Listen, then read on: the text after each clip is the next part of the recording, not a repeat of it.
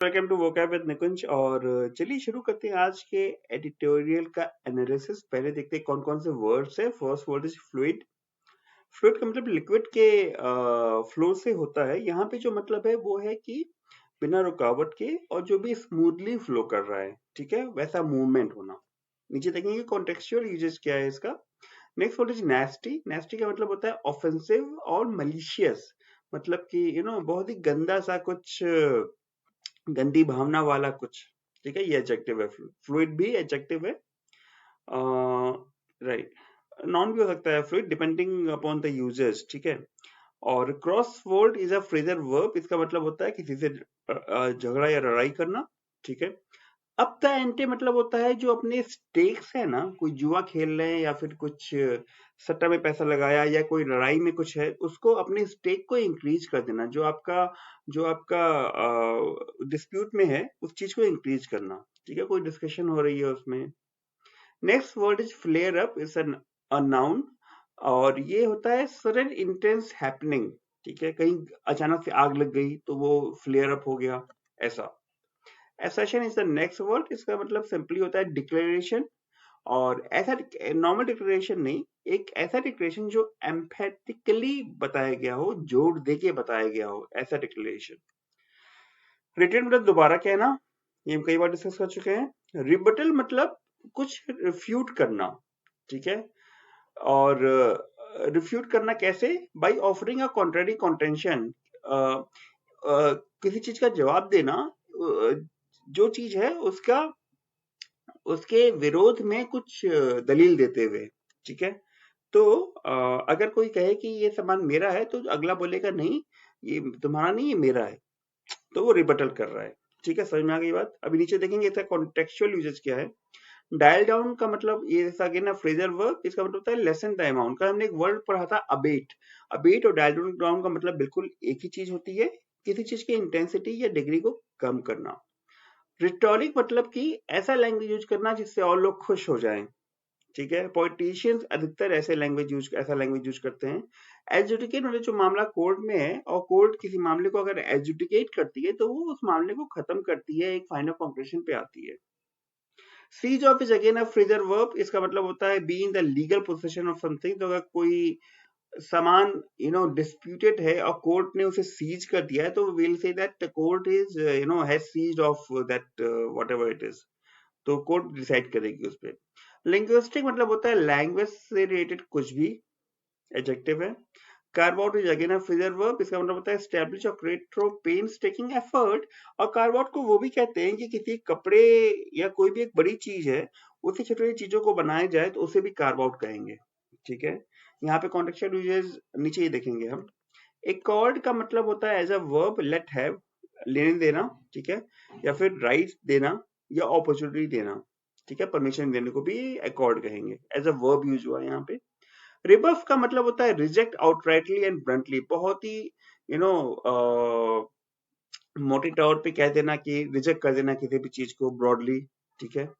Defer मतलब कि किसी चीज को बाद में होने देने के लिए छोड़ देना।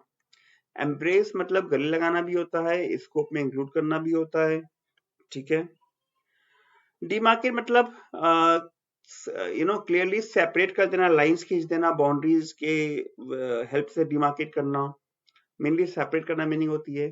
क्रिस क्रॉस मतलब cross in a pattern, random pattern, मतलब कि अगर ये कहें कि दो स्टेट की बाउंड्री क्रिस क्रॉस कर रही है, मतलब बहुत ही रैंडम पैटर्न में आगे चल रही है, जिसकी वजह से कंफ्यूजन होती है फ्यूचर में और फिर झगड़े होते हैं। समझते हैं क्या है एडिटोरियल आज का। अभी तक आपने सारे वर्ड्स की मीनिंग देख लिए हैं, ये हेल्प करेगा। लेकिन उससे भी ज्यादा हेल्प करेगा अगर आप ये पूरे जो पैसेज है, ये जो एडिटोरियल है का पीस है, इस पे इन वर्ड्स की कॉन्टेक्चुअल मीनिंग देखें, ठीक है। आइए देखते हैं कॉन्टेक्चुअल मीनिंग। फ्लूइड, ये पहला वर्ड जो है, पहले हम बात कर रहे थे क्या चीज के बारे में है, कर्नाटक और महाराष्ट्र दोनों के बीच में कुछ बॉर्डर डिस्प्यूट के लेके झगड़ा हो रहा है, हल्का फुल्का, ठीक है। तो इसमें वायलेंस भी हुआ है, इसी के बारे में है, ठीक है।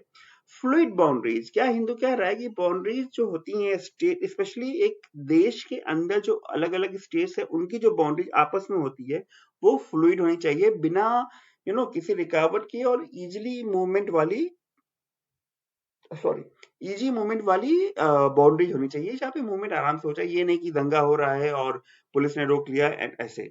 ठीक है, नेक्स्ट वर्ड नेस्टी। तो जो डिस्प्यूट हुआ है कर्नाटक और महाराष्ट्र के बीच में उन एरियाज को लेके, जो दोनों स्टेट ही क्लेम करते हैं कि उनका है, वो अब नेस्टी बन चुका है। नेस्टी मतलब मलिशियस, मतलब कि अब उसमें जो इंटेंट होता है ना वो गंदा हो गया है। ठीक है, तो गंदी भावना हो गई है उसमें, ऑफेंसिव हो गया है, मतलब हाँ, और नॉइजी हो गया है, मतलब कि अब समझ में आ रहा है कि कुछ हो रहा है। ठीक है, और इवन लीडिंग टू वायलेंस, मतलब वायलेंस भी हो चुका है इस बारे में। जो कर्नाटक के चीफ मिनिस्टर जो बीजेपी के हैं, ठीक है, बसवराज बोमई, और महाराष्ट्र के deputy minister which again from BJP, Devendra Fadnavis, इन दोनों ने क्रॉस वर्ड कर लिया। क्रॉस वर्ड मतलब कि झगड़ा कर लिया आपस में ही, ऑनलाइन या फिर जैसे भी। ठीक है, क्रॉस वर्ड फ्रेजर वर्ब है, झगड़ा करना, याद रहेगा, क्रॉस वर्ड ऐसे। ठीक है, campaign for the merger of Karnataka's Marathi speaking areas with Maharashtra up the ante this week। जो कुछ कैंपेनर्स हैं, कौन से कैंपेनर्स हैं, जो ये कह रहे हैं कि कर्नाटका के कुछ मराठी स्पीकिंग एरियाज हैं, जो कर्नाटका की पोजीशन में है, उनको महाराष्ट्र से मर्ज कर दिया जाए। उन्होंने अब द एंटी कर दिया, मतलब कि अपने स्टेक्स बढ़ा दिए। कैसे? उन्होंने एक कॉन्फ्रेंस बुलाई बेलगांव में। ठीक है, तो बेलगाम क्या है? बेलगाम जो है वो कर्नाटक का हिस्सा है, लेकिन वहां पे महाराष्ट्र के लोगों ने एक कॉन्फ्रेंस बुलाई, तो उन्होंने क्या कर दिया, थोड़ा सा और बढ़ावा दे दिया झगड़े को। महाराष्ट्र के पॉलिटिशियंस उसको अटेंड करना चाहते थे, लेकिन उन्होंने, पुलिस ने रोक लिया। ठीक है, leading to a flare up, क्योंकि जब उन्हें रोका गया तो फिर वहां पे ऑब्वियसली झगड़ा हुआ होगा, फ्लेयर अप हुआ होगा, सडन इंटेंस हैपनिंग हुई होगी, हाई वोल्टेज ड्रामा हुआ होगा, राइट। तो ये फ्लेयर अप का मीनिंग है कि कुछ भी अचानक से हो जाए, बड़ी घटना, उसे फ्लेयर अप कहते हैं। ठीक है, possibly as intended by the invitees and the organisers, कि जैसा जिन्होंने इनवाइट किया और जिन्होंने ऑर्गेनाइज किया, जैसा उन्होंने सोचा था बिल्कुल वैसा ही हुआ। कर्नाटक की प्रैक्टिस है कि 2006 से जो विंटर सेशन है असेंबली का, वो बेलगाम में करती है वो। ठीक है, और ये खुद ही में ये एक एसर्शन है। एसर्शन क्या मतलब हुआ यहाँ पे, कि कर्नाटक जो प्रैक्टिस कर रही है कि अपने असेंबली को बेलगांव में लगाती है, ठीक है, ऑर्गेनाइज करती है, वो एक डिक्लेरेशन है कि ये उसका हिस्सा है बेलगाम। ठीक है, वो महाराष्ट्र को नहीं देना चाहती। और कैसा डिक्लेरेशन है ये? ऐसा डिक्लेरेशन है जो विच इज मेड एम्फेटिकली, बहुत ही जोर दे के डिक्लेयर किया गया है कि भाई ये तो हमारा ही है, हम इसकी असेंबली यहाँ पे असेंबली लगाते हैं, और ठीक है ये। और अभी मिस्टर बोमई जो सीएम है कर्नाटक के, उन्होंने दोहराया है कि कर्नाटक का जो क्लेम है 48 विलेजेस का, जो कि सांगली में है, महाराष्ट्र में। ठीक है, अब महाराष्ट्र कह रही है कि इनके मराठी स्पीकिंग पीपल हैं कर्नाटक में, कर्नाटक क्लेम कर रही है कि 48 विलेज जो है, 48 विलेजेस हैं महाराष्ट्र में, सांगली में, वो उनके हैं। तो जब मिस्टर बोमई ने जब रिट्रीट किया, तो he drew a sharp rebuttal. Sharp rebuttal ऐसे, अच्छा, रिट्रीट का मतलब याद हो गया आपको? ठीक है, अब रिबटल का मतलब समझिए कि किसी चीज को रिफ्यूज करना। तो जब कर्नाटक के सीएम ने कहा, तो महाराष्ट्र के लोगों ने कहा कि नहीं भाई, आपका ये है तो हमारा भी वो है। ठीक है, तो रिबटल मतलब कि जब कोई कॉन्ट्रेरी में कुछ कहता है, कोई आर्गुमेंट देता है, उसे रिबटल कहते हैं। ठीक है, समझ आ गई बात? कि किसी चीज को ठुकरा देना, ठीक है, रिफ्यूज कर देना, बाई ऑफरिंग अ उसके विरोधाभास में कुछ विरोध में कोई आर्गुमेंट देते हुए। ठीक है, और जब ऐसे एक्सचेंजेस जो हो रहे हैं कि ये मेरा है, ये मेरा है, और ये आपका नहीं है, जब ये ऐसे प्रोवोकेटिव होते जा रहे हैं, प्रोवोकेटिव मतलब कि जिससे और झगड़ा और बढ़ेगा, तो जो अमित शाह, जो इंडियन होम मिनिस्टर, उन्होंने कहा है चीफ मिनिस्टर को डायल डाउन करने के लिए। डायल डाउन क्या होता है? जनरली कोई म्यूजिकल इंस्ट्रूमेंट होता है, उसमें आजकल तो नहीं होते, पहले के म्यूजिकल इंस्ट्रूमेंट में डायल होता था, उसको आप धीमा करते थे, ऐसे घुमा के, तो वो धीमा हो जाता था। उसी से ये फ्रेज निकल के आया कि किसी भी चीज को धीमा करना या कम करने को, अबेट करने को डायल डाउन कहेंगे। तो कोई भी चीज जब कम होगी, उसको आप डायल डाउन कर सकते हैं। तो उन्होंने जो कहा कि जो रिटॉरिक आप लोग कर रहे हैं, उसको कम करिए। ठीक है, रिटॉरिक क्या होता है? ऐसी लैंग्वेज, ऑर्नामेंटल लैंग्वेज, हम ये कर देंगे, हम वो कर देंगे, और जो पॉलिटिशियंस जनरली यूज करते हैं उसे रिटॉरिक कहते हैं। ठीक है, और होम मिनिस्टर ने ये कहा कि आप लोग रिटॉरिक कम करिए, फालतू की भाषणबाजी कम करिए और सुप्रीम कोर्ट को मैटर को एजुडिकेट करने का वेट करिए। ठीक है, एजुडिकेट अगला वर्ड है, इसका मतलब है कि जब सुप्रीम कोर्ट इस मामले को बंद करे, इसको कंक्लूड करे, उसके लिए आप वेट करिए। कोर्ट के पास ये मामला पहले से है। ठीक है, seize of is a phrasal verb, इसका मतलब है बी इन लीगल पोजीशन। तो कोर्ट के पास ये मामला पहले से है और it can only do so much as the underlying factor the origin along with the 1956 linguistic recognition of the Indian state not DGA। तो वो इतना ही कुछ कर सकती है, ठीक है, जो कि पहले के फैक्टर्स ने किया था, जो ओरिजिनेट हुए थे 1956 के लिंग्विस्टिक रीऑर्गेनाइजेशन में। ठीक है, तो 1956 में कुछ एक रीऑर्गेनाइजेशन हुई थी जब स्टेट्स की बाउंड्री सेट हुई थी। वो किसके बेसिस पे सेट हुई थी? जो भाषाएं वहां के लोग बोलते थे। ठीक है, तो वो इतना ही कुछ कर सकती है। तो लिंग्विस्टिक हमारा अगला वर्ड है, इसका मतलब है लैंग्वेज से रिलेटेड कुछ भी। तो कौन सी रीऑर्गेनाइजेशन? भाषा से रिलेटेड रीऑर्गेनाइजेशन, भाषा के बेसिस पे सेगमेंटेशन या डिवीजन। ठीक है फिर ये कह रहे हैं carving out political units that neatly correspond with various linguistic groups is impossible in India. Carving out का मतलब होता है कि कुछ भी क्रिएट करना। कार्विंग आउट ये भी कहते हैं कि एक बड़े कपड़े का थान लें, उससे आप छोटे छोटे पैचेस बना लें, उसे भी कार्व आउट करना कहते हैं। तो ये कह रहे हैं कि अगर भारत एक नक्शा है, भारत का नक्शा है, उसमें आप ये चाहें कि छोटे छोटे पॉलिटिकल यूनिट्स बना लें लैंग्वेज के बेसिस पे, तो वो इम्पॉसिबल है इंडिया में। क्यों? क्योंकि अगर आप ऐसा करेंगे तो क्योंकि एक मिक्स एंड मैच का केस चलता है। अगर आप कर्नाटक और महाराष्ट्र की बाउंड्री को ही लेके चलें, तो कुछ बाउंड्री के इर्द गिर्द लोग महाराष्ट्र की तरफ होंगे जो कर्नाटक की भाषा बोलेंगे, और कर्नाटक की तरफ होंगे जो महाराष्ट्र की भाषा बोलेंगे। तो ये करना इम्पॉसिबल है, यही कह रहा है हिंदू। ठीक है, और इसकी वजह से सारे स्टेट जिनके पास लिंग्विस्टिक माइनॉरिटीज है, उनके पास स्पेशल राइट्स दिए गए हैं उनको। ठीक है, एकॉर्ड का मतलब देना, होने देना या परमिशन देना, अपॉर्चुनिटी देना। तो उन्हें स्पेशल राइट्स की अपॉर्चुनिटी या राइट्स मिली हुई हैं। ठीक है, नेक्स्ट वर्ड इज रिबफ। रिबफ का मतलब outrightly reject and bluntly reject करना, मतलब बिल्कुल ही मना कर देना, सिरे से मना कर देना, ऐसा।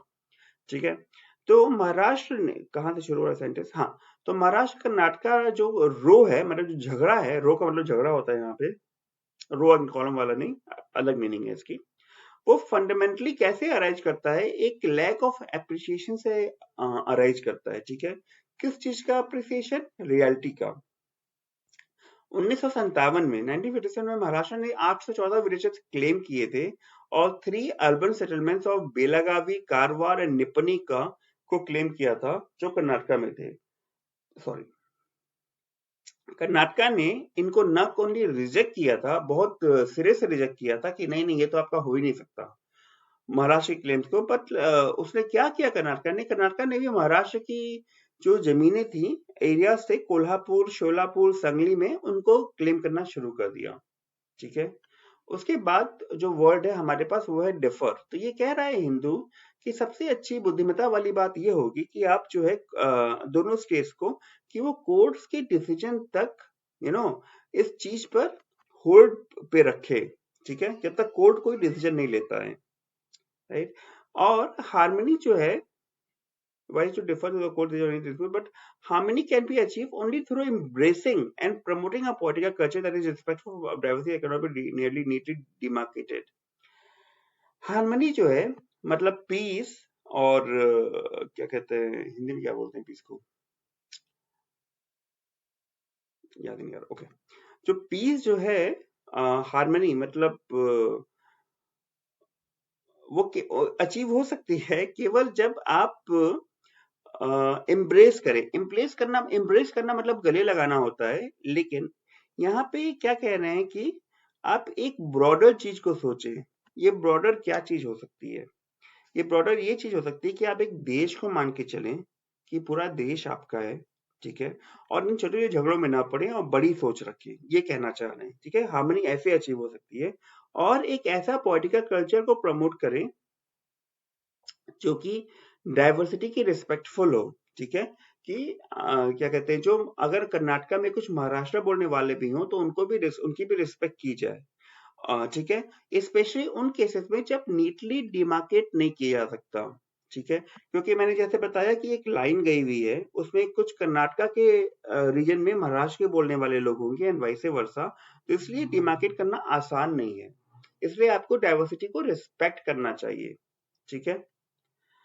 Fluid political and cultural boundaries criss cross the landscape of India.